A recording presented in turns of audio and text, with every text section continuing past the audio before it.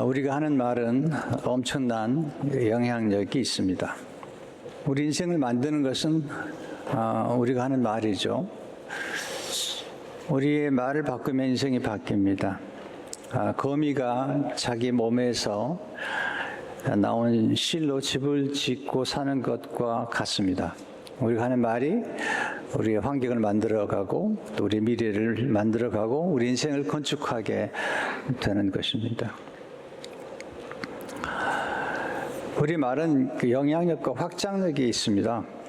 그래서 우리 말 때문에 우리 자녀들, 손주들이 영향을 받게 됩니다. 귀신들이 아들을 고쳐달라고 예수님께 나온 아버지가 무엇을 할 수 있으면 고쳐주십시오. 그때 예수님께서 말을 좀 바꿔야 되겠다. 그래서 마가복음 9장 23절에 보면 예수께서 이르시되 할 수 있거든이 무슨 말이냐? 믿는 자에게는 능히 하지 못할 일이 없느니라 하시니 무슨 말을 그렇게 하느냐? 말을 바꾸면 좋겠다. 말을 바꾸죠. 그래서 24절에 보면 곧 그 아이의 아버지의 소리를 질러 이르되 아버지 손을 질러 이르되 내가 믿나이다. 나의 말을 나의 믿음 없는 것을 도와주소서 하더라. 내가 믿나이다. 말을 바꾸죠. 예수님은 병을 먼저 고쳐주기 전에 아버지의 말을 먼저 고치신 다음에 아들의 병을 고쳐주십니다. 지혜는 우리가 하는 말에 담겨 있죠.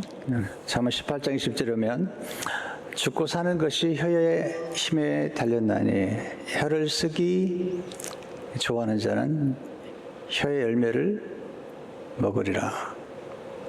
엄청난 얘기입니다. 이게 동물과 인간의 차이죠. 하나님 형상을 따라 지음받은 인간은 하나님의 말씀으로 천지를 창조하셨어요.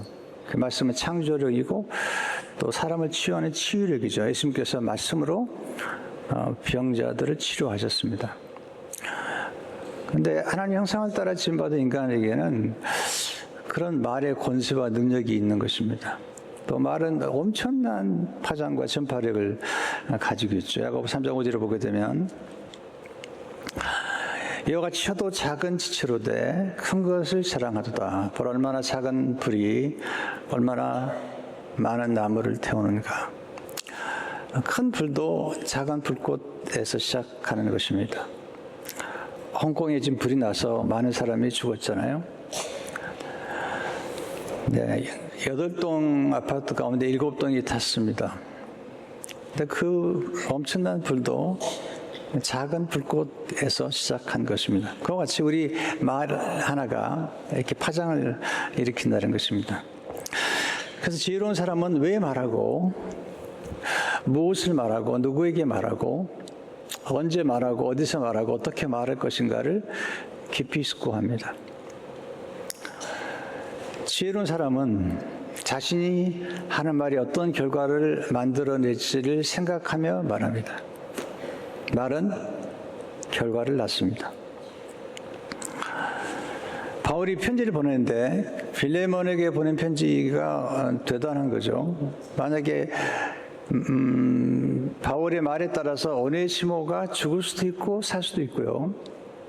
오네시모가 노예였던 오네시모가 바울과 빌레몬의 동역자가 될 수도 있고 아니면 여전히 노예로 살아갈 수도 있습니다. 바울의 말 때문에 오네시모가 살고 회복되고 그리고 그가 정체성, 노예라는 정체성에서 하나님의 동역자라는 정체성으로 변화가 됩니다. 그때 바울이 빌레몬에게 편지를 쓰지만 이 빌레몬에게 쓴 편지가 공동체로 확장되어서 공동체를 세우는데 영향을 줄 거라고 그는 알고 있습니다. 빌레몬서 1장 1절과 2절에 보면 우리가 사랑을 받는 자요 동역자인 빌레몬과 빌레몬에게 편지를 보낸 거죠. 그러나 그 다음에 보세요. 내 집에 있는 교회에 편지하노니 공동체가 이 편지를 읽을 것을 알았고 본인의 편지와 말이 공동체에 영향을 끼치는 영향력을 가졌다는 것을 알고 있는 것입니다. 뿐만 아니라 이제 그의 편지 마지막 부분에서 그의 동역자들의 이름을 나열하면서 그가 혼자서 편지를 보낸 게 아니라 사실은 공동체적 입장에서 편지를 보낸 것도 암시하고 있는 것입니다. 빌립보서 1장 23, 24절에 보면 그리스도 예수 안에서 나와 함께 갇힌 자 에바브라와 또한 나의 동역자 마가 아리스타고 데마 누가가 번하느니라. 본인이 편지를 보내지만 사실은 이건 공동체적인 생각이며 그리고 공동체적인 소통의 원리라는 사실을 강조하고 있는 것입니다. 그래서 우리는 이게 늘 말을 훈련해야 됩니다. 왜냐하면 우리가 쓰는 언어들은 자연스럽게 좋은 말이 나오게 되어 있지 않아요. 우리는 인간의 출생 때문에 그래서 언어는 훈련해야 되고 배워야 됩니다. 그리고 필요할 때마다 말을 바꾸는 것이 필요한 것입니다. 왜 중요할까요? 첫째로 우리가 하는 말이 공동체에 영향을 끼치게 되어 있기 때문입니다. 12면의 정치권을 아시죠? 똑같은 땅을 봤는데 똑같은 땅과 사람을 봤는데 너무 다르죠. 인생의 문제는 시선에 있습니다. 무엇을 보며 어떻게 보느냐에 따라 인생은 결정됩니다. 똑같은 약속의 땅을 보고 여호수아와 갈렙은 하나님이 주신 땅이라고 극찬했지만 10명의 정탐꾼은 악평했습니다. 그리고 그 가난한 사람들은 거민들이고 본인은 메뚜기 같다.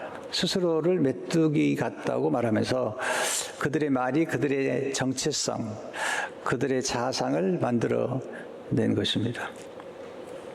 그래서 그 말이 얼마나 큰 영향을 끼치는지 모르잖아요.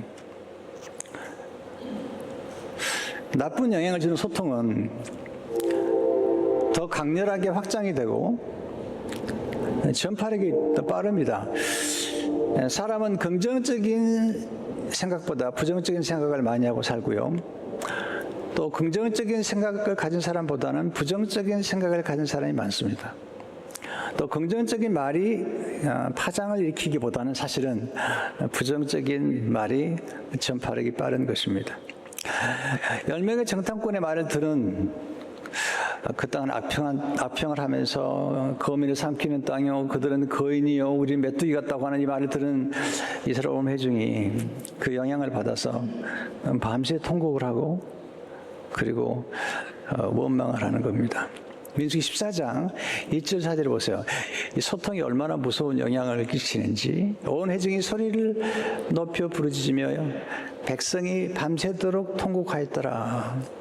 이스라엘 자손이 다 모세와 아론을 원망하며 온 회중이 그들에게 이르되 우리가 애굽 땅에서 죽었거나 이 광야에서 죽었으면 좋았을 것을 어째 우리가 여호와가 우리를 그 땅으로 인도하며 칼에 쓰러지게 하려 하는가. 우리 처자가 사로잡히려니 애굽으로 돌아가는 것이 낫지 아니하랴. 이에 서로 말하되 우리가 한 지휘관을 세우고 애굽으로 돌아가자 하매 하나님 원망하고 모세 원망해서 새로운 지휘관 세워서 애굽으로 돌아가는 자고 얘기하는 거죠. 그리고 장차 되어질 잘못될 수 있는 걸 상상해서 우리가 칼에 쓰러지리라. 그러니까 말이 상상을 만들어내는 거죠. 그러니까 나쁜 영향력과 파장이 무섭게 퍼져나가는 것을 보게 됩니다. 하나님께서 너무 섭섭하게 생각하세요. 그들이 애굽으로 돌아가자는 거죠. 우리가 한 지휘관을 세우고 애굽으로 돌아가자. 우리 언어에 따라서 우리 인생의 방향이 바뀝니다. 우리 은혜에 따라서 인생이 후퇴할 수도 있고 발전할 수도 있습니다. 하나님 제일 싫어하는 말 중 하나가 원망하는 말이에요. 민수기 14장 26절 28절 오면 여호와께서 모세와 아론에게 말씀하여 이르시되 나를 원망하는 이 악한 회중에게 내가 어느 때까지 참으랴. 이스라엘 자손이 나를 향하여 원망하는 바 그 원망하는 말을 내가 들었노라. 그들에게 이르기를 여호와의 말씀이 내 삶을 두고 맹세하노라. 너희 말이 내 귀에 들린 대로 내가 너에게 행하리니. 원망하는 말을 들으시고 그 원망하는 대로 행하시겠다고 말씀하시고요. 또 여호수아와 갈렙이 한 말을 들으시고 그들을 가나안 땅으로 인도하신 것을 보게 됩니다. 우리가 하는 말이 우리 앞길을 열기도 하고 닫기도 하는 것입니다. 첫째, 우리는 거듭 우리의 언어가 얼마나 중요하고 또 우리 언어를 긍정적으로 변화시키고 또 믿음의 언어로 바꾸는 것이 얼마나 중요한가를 배우고 연습해야 됩니다. 훈련하고 연습하지 않으면 그냥 튀어나오는 것은 욕이요, 부정적인 생각뿐이고요. 그러나 훈련할 때 우리가 올바른 언어를 선택하게 되고 긍정하는 언어 그리고 믿음의 언어를 선택해서 우리 인생이 밝아지는 것을 경험하게 됩니다. 두 번째, 건강한 공동체를 세우는 문화를 배우고 형성하십시오. 문화란 말을 자주 쓰는데요. 문화는 생활 양식이죠.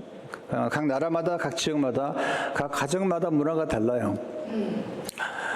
두 사람이 결혼하게 되면 사실은 두 사람이 결혼한 것 같지만 두 사람이 살아온 문화가 너무 다른 거예요.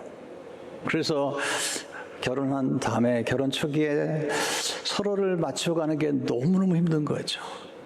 왜냐하면 언어가 다르고 문화가 다르기 때문이죠. 문화란 말을 영어로 culture라고 그러는데 이 말의 원뜻은 cultivate, 경작하다에서 나왔습니다. 문화는 하루아침에 형성되지 않아요. 문화는 오랜 세월 동안에 걸쳐서 마치 씨앗 심고 그리고 가꾸고 키우고 잡초를 뽑고 또 물을 주고 이렇게 키우고 또 기다리는 것처럼 문화가 오랜 시간 동안에 걸쳐서 형성되는 거죠. 좋은 문화는 구성원들에게 긍정적인 영향을 주고 공동체의 발전과 행복에 기여하는 문화를 만듭니다. 우리가 추구하는 문화는 천국 문화죠. 우리가 추구하는 문화는 천국 문화인데요. 이 문화가 가정에서 형성이 되면 가정이 천국이 되고 교회에서 이 문화가 형성이 되면 완벽하진 않아도 그래도 천국을 어느 정도 맛볼 수가 있는 거죠. 어떤 문화가 중요해요? 첫째로 예수 그리스도 중심의 문화입니다. 바울은 언제나 그리스도 안에서, 예수 그리스도 안에서를 강조하죠. 건강한 공동체는 서로를 바라볼 뿐만 아니라 예수 그리스도를 바라보고 건강한 교회는 언제나 교회의 주인은 그리스도시다.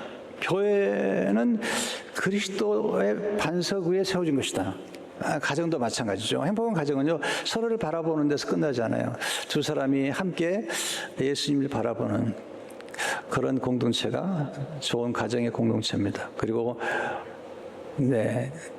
지속하고 행복할 확률이 아주 높습니다. 두 번째, 서로를 위해서 중보기도를 드리는 문화죠. 기도란 하나님과 연결되는 것이고 사람과 사람 사이를 연결하는 것입니다. 빌립보서 1장 4절에 보면 내가 항상 내 하나님께 감사하고 기도할 때 너를 말하면, 바울은 늘 감사기도, 문화가 감사해요. 그리고 늘 중보기도를 드렸습니다. 기도를 어렵게 생각하잖아요. 기도는 항상 드려야 되는데 호흡 같은 거죠. 그냥 어떨 때 이름만 불러도 예수님 도와주십시오. 예수님 사랑해요. 예수 의지합니다. 이런 기도, 짧은 기도들이 중요한 거거든요. 긴 기도와 함께 짧은 기도가 우리에게 연결돼야 되죠. 성경은 사탄이 화살을 보낸다는 거예요, 우리에게. 이 화살들이 비난과 정죄와 그리고 부정적인 말과 이런 화살을 막 던지는 거죠. 두려운 말과 염려하는 화살을 던지는 거죠. 그때 우리는 화살 기도를 드려야 돼요. 그럴 때마다 두려움을 물리치는 하나님이 함께 하신다는 임마누엘 말씀으로 반격을 해야죠.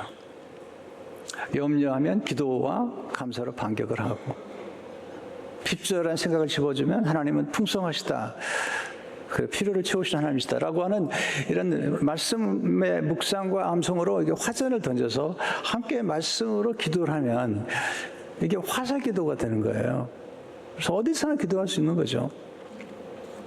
뿐만 아니라 서로를 위해서 중보하는 기도가 너무 중요한 거죠. 우리 교회는 중보기도를 열심히 하는 교회 중 하나잖아요.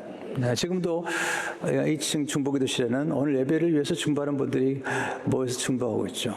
또 9.11 중보기도라지 엄마들 기도 모임, 또 기도맘, 또 권사님들 모임, 이게 굉장히 중요한 것입니다. 저희 부부는 잠자기 전에 꼭 손을 잡고 기도합니다. 오래됐습니다. 처음에 조금 어색했는데요. 또 좀 불편하기도 했어요. 왜냐하면 가끔 싸웠거든요. 근데 그런 놀라운 일은 서로 두 손을 잡고 기도한다는 게 얼마나 부부싸움을 방지할 수 있는지 너무너무 좋은 거예요. 왜냐하면 밤에 기도해야 되니까 손잡고 기도해야 되는데 또 낮에 싸우면 이게 진짜 목사인데 약간 쪽팔리고 막 좀 창피하고 그러잖아요. 그러니까 이 기도라는 게 우리 가정을 살렸어요. 사실 보면요. 그러니까 부부가 저녁마다 손을 잡고 기도할 수만 있다면, 또 그런 엄마 아빠가 기도하는 모습을 보는 자녀들은 얼마나 행복할까. 네. 가장 좋은 선물 중 하나라고 생각해요.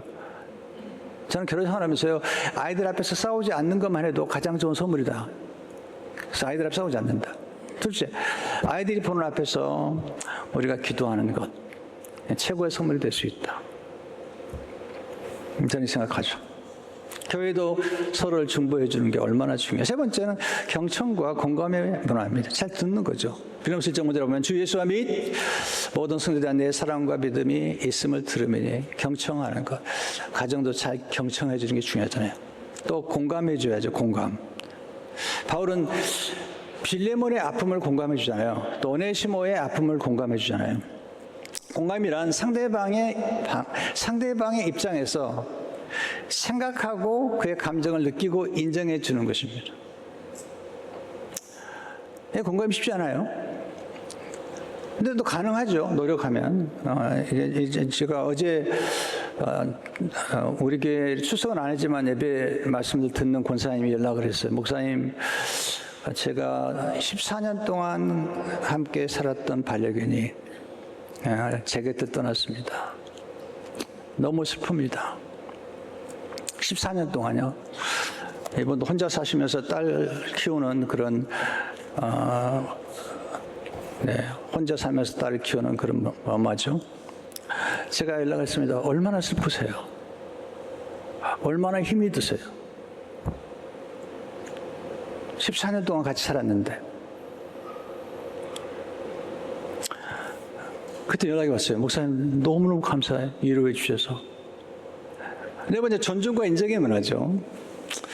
존중이란 상대방의 가치를 인정해 주는 거죠. 바울은 지금 빌레몬에게 존중하고 그 당시에 노예, 종이었던 오네시모를 아주 존중하고 있는 것입니다. 서로 존중하는 것. 히브리 10장 24절에 보면 서로 돌아보아 사랑과 선행을 격려하며. 공동체를 무너뜨리는 것은요, 엘리트식. 나만 특별하다고 생각하는 거예요. 여러분, 제가 훌륭한 인물들을 다 연구해 봤어요. 다는 아니지만 탁월한 영성가들을 연구해 본 결과가 있습니다. 이분들 한결같이 난 지극히 평범한 사람이다. 바울같이 탁월한 사람은 나는 죄인 중에 괴수다. 다윗은 나는 벌레입니다. 나는 특별한 사람이 아닙니다. 여러분, 공동체에서 가장 중요한 것은 우리가 똑같다는 거죠. 그리스도 안에서 우리는 하나다.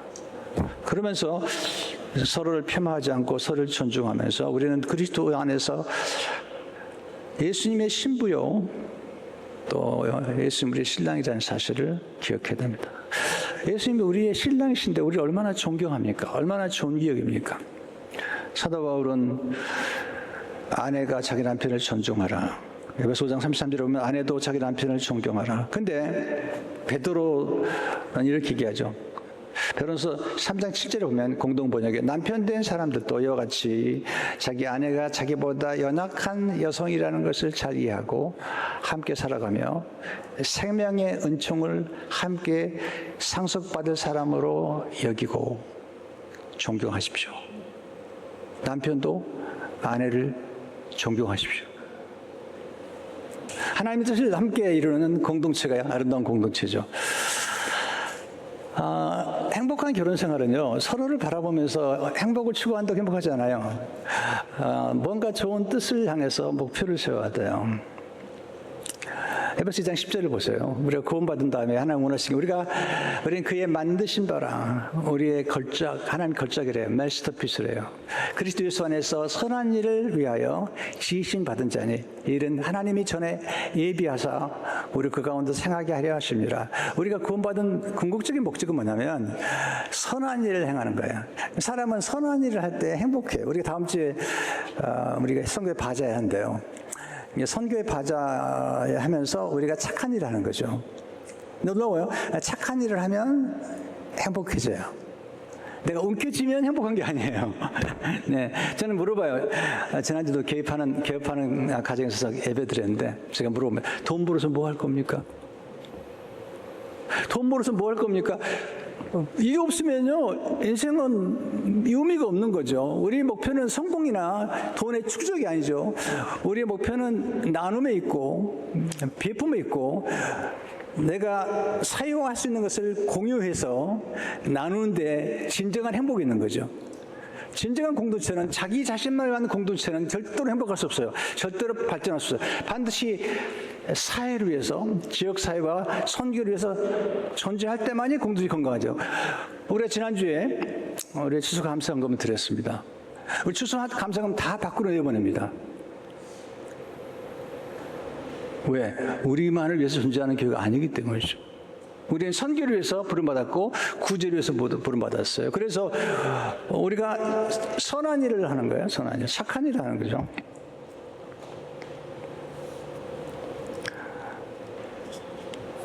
우리 마음속에 착한 언어를 자꾸 담아야 돼요.